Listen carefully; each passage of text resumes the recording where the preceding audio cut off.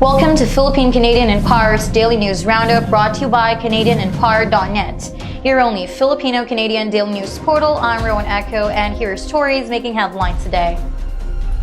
Duterte incriminates himself by admitting he is a dictator, says Hontiveros.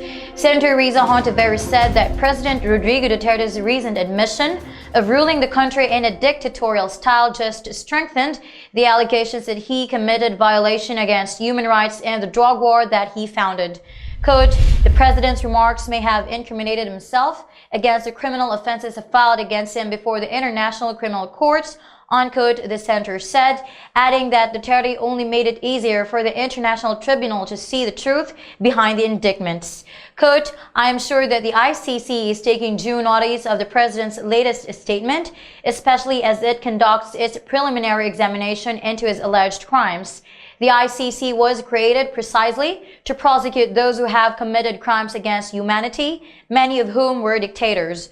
By admitting that he is a dictator, voluntarily and without pressure from anyone, President Duterte just made the ICC's job simpler, unquote, Hontiveros said in a statement. She added that the ICC will use the recent public admission of Duterte, including his previous undemocratic actions, as evidence that he has abused his power.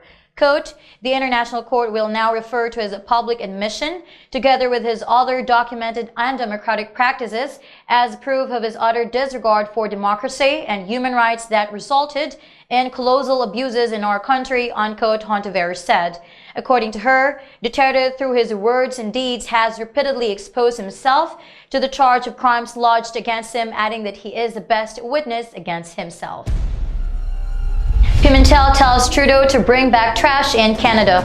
Senate President Aquilino Coco Pimentel III urged Prime Minister Justin Trudeau to clean up the 2,450 tons of trash that it dumped in the country in June 2013.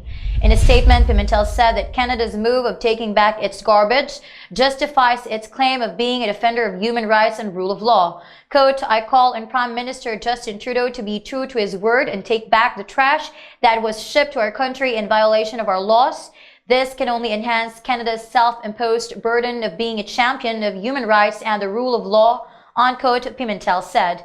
Pimentel proposed Senate Resolution number 553 on December 4, 2017, calling on for a Senate investigation on the shipment.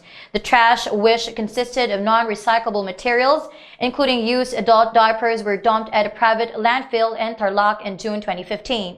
The Canadian government, on the other hand, ignored a formal request by the Department of Foreign Affairs in 2015 to the Canadian Embassy for assistance to bring the garbage back to Canada. CHR says lesser deaths in PNP's recent campaign against illegal drugs.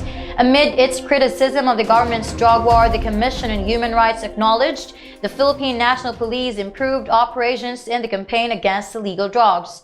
Quote, we cannot discount the fact that there is an improvement from last year, unquote, CHR spokesperson Jackie Digia said on Monday in an interview on Unang Balita pertaining to the decreased number of deaths from police operations. Digia added that he is hoping the PNP could carry out its operations the way the Philippine Drug Enforcement Agency has executed it when they were assigned to solely handle the campaign against drugs. Quote, we hope that it will be a total improvement so that it will be really a bloodless campaign and they can implement the Republic Act in 1965 just like what Pidea did, unquote, she said.